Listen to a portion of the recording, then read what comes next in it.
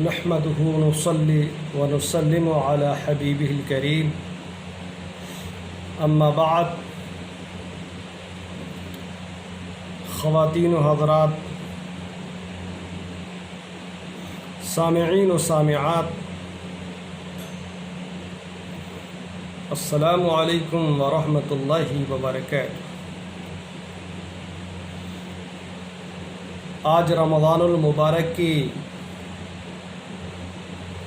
29ویں شب ہے اور رمضان المبارک کی ان آخری ساعتوں میں کچھ ضروری مسائل لے کر آپ کی خدمت میں حاضر ہوں. عزیزان گرامی، رمضان المبارک کے مہینے کا 1 دن یا 2 دن بچے ہوئے ہیں. اگر 29 کا چاند ہو گیا تو 1 دن بچا ہے، اور 30 کا چاند ہوا تو 2 دن بچا ہے. آج 29ویں شب ہے، یعنی ہمارے پاس بمشکل رمضان کا 1 دن یا 2 دن بچا ہوا ہے. اس کے بعد ہماری اور آپ سب کی عید ہوگی انشاءاللہ العزیز. مگر اس بار جو عید ہے یہ تاریخ اسلام کی بالکل انوکھی عید ہے. تاریخ اسلام میں آج تک کبھی ایسی عید نہیں ہوئی، بلکہ میں یوں کہوں کہ تاریخ انسانیت میں، تاریخ آدمیت میں آج تک ایسے حالات پیدا نہیں ہوئے تو کچھ بعید نہیں ہوگا. کچھ ضروری باتیں آپ سے عرض کرنی ہیں. اولاً تو یہ کہ اس بار عید بہت سادگی سے منائیں، بنا چہل پہل کے، بنا ازدحام کے، بنا بھیڑ بھاڑ کے، بنا مصافحہ اور معانقہ کے سادگی سے عید منائیں. اور بہتر یہ ہے کہ اس بار خریداری بھی نہ کی جائے، نئے کپڑے بھی نہ پہنے جائیں.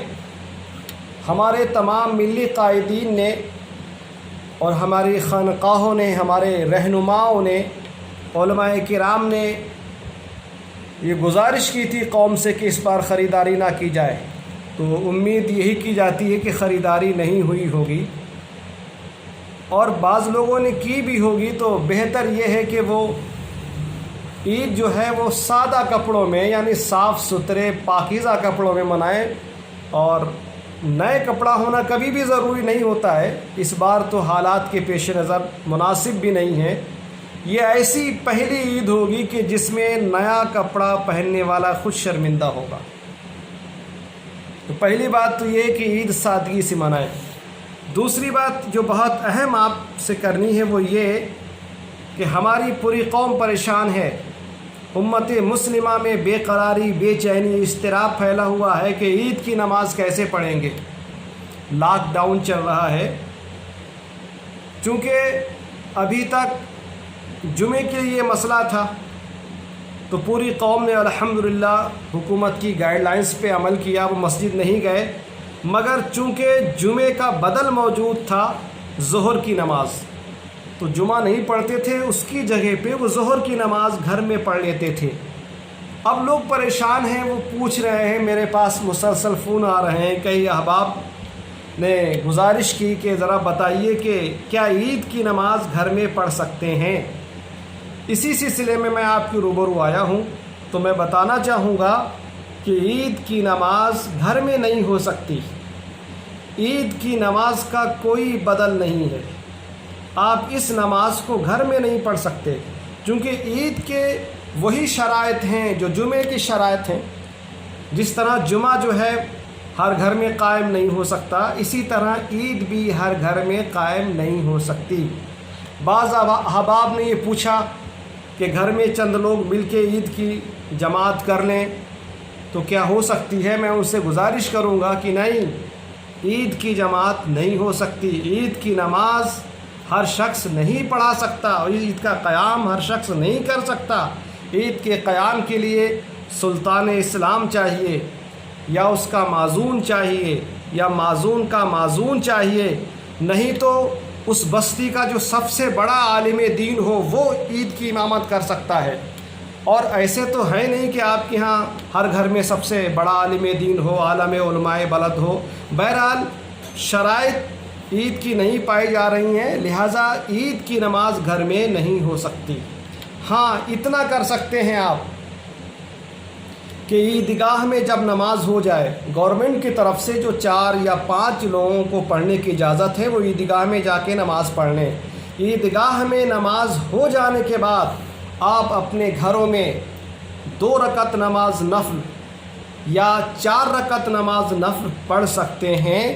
حدیث پاک میں ہے رسول اللہ صلی اللہ علیہ وسلم جب عید کی نماز سے گھر واپس تشریف لاتے تھے تو 4 رکعت نماز نفل پڑھا کرتے تھے۔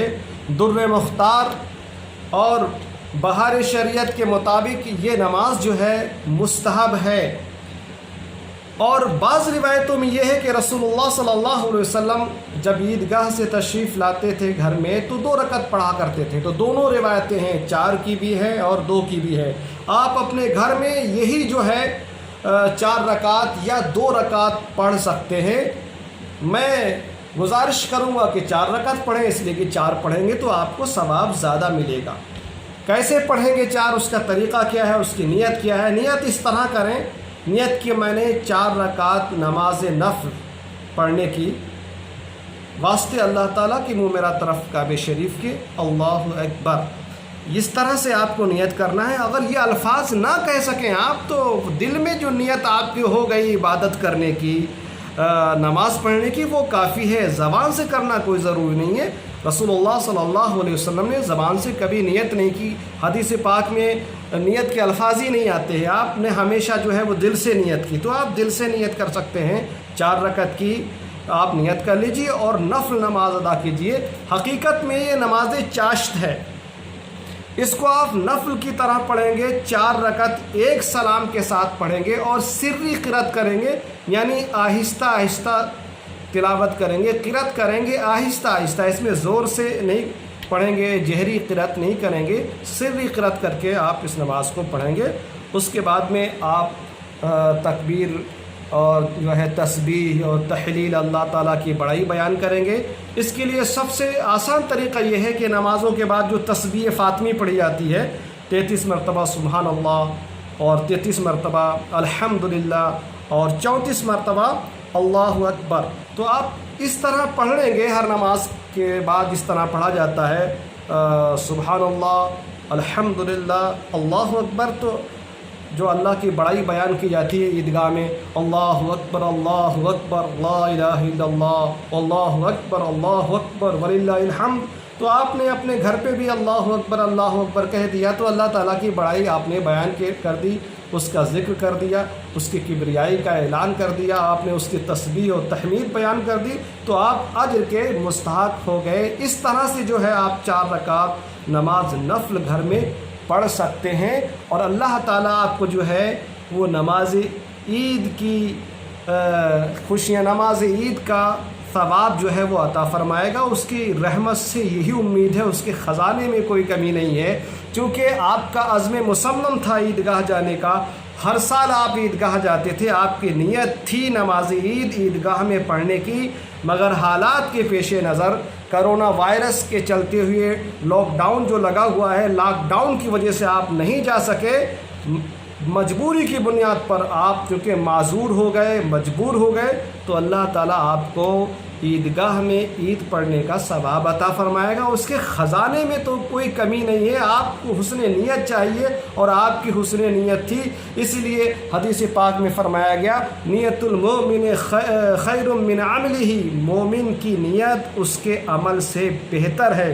اور آپ اللہ سے دعا کریں کہ پروردگار عالم جو ہے مجھے اس برکات سے مالا مال فرما، عید کی جو برکات ہیں وہ عطا فرما، تو انشاءاللہ اس کے خزانے سے آپ کو ملے گا۔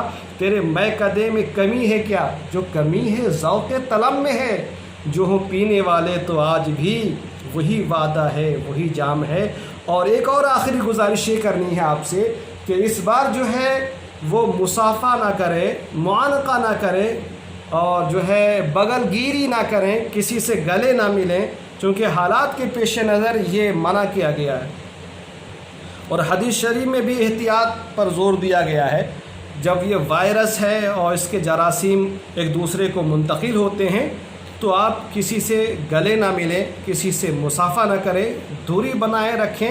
احتیاط بہت ضروری ہے، اور اس مرض کا احتیاطی ہی علاج ہے، اس کے علاوہ کوئی علاج نہیں۔ پھر مصافحہ اور معانقہ ویسے بھی بہت ضروری نہیں ہے۔ جب فرض چیزوں پڑھنے میں دقت پیش آ رہی، جب نمازوں کی جماعت پہ پابندی ہو رہی ہے، جب جمعے کے اجتماعات پہ پابندی ہو رہی ہے، جب جو ہے عید گاہ میں جمع ہونے پہ پابندی ہو رہی، تو یہ مصافحہ اور گلے ملنا تو بہت معمولی چیز ہے۔ اس بار جو ہے آپ بنا گلے ملے ہوئے، بنا مصافحہ کے جو ہے آپ عید منائیں، سب کو سلام کریں اور سلام کا جواب دیں، السلام علیکم، وعلیکم السلام۔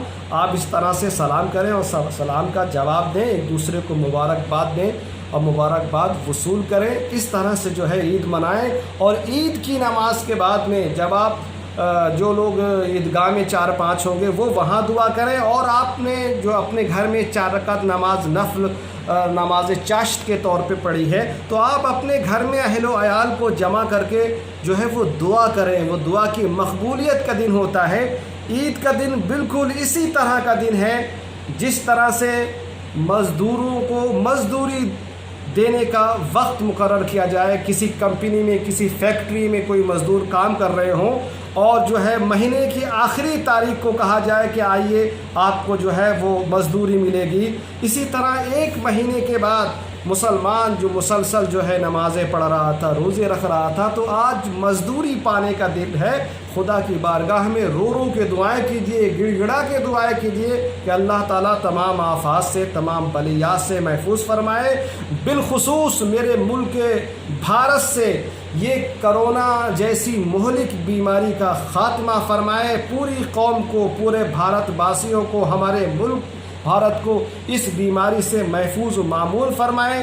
جو لوگ متاثر ہو گئے ہیں ان کو شفائے کامل عطا فرمائے، اور جو لوگ متاثر نہیں ہیں انہیں نجات عطا فرمائے، اور اس وائرس کا جلد از جلد خاتمہ فرمائے، تاکہ ہم پھر ہر سال کی طرح، ہمیشہ کی طرح اپنی مسجدوں کو آباد کر سکیں، اپنی عیدگاہوں کو آباد کر سکیں، اور جماعت کے ساتھ جمعہ کی نماز، الوداع کی نماز اور عید کی نماز پڑھ سکیں۔ استغفر اللہ لی ولکم ولسائر المؤمنین من کل ذنب واستغفروہ انہ هو الغفور الرحیم وما علینا الا البلاغ۔ السلام علیکم ورحمۃ اللہ وبرکاتہ۔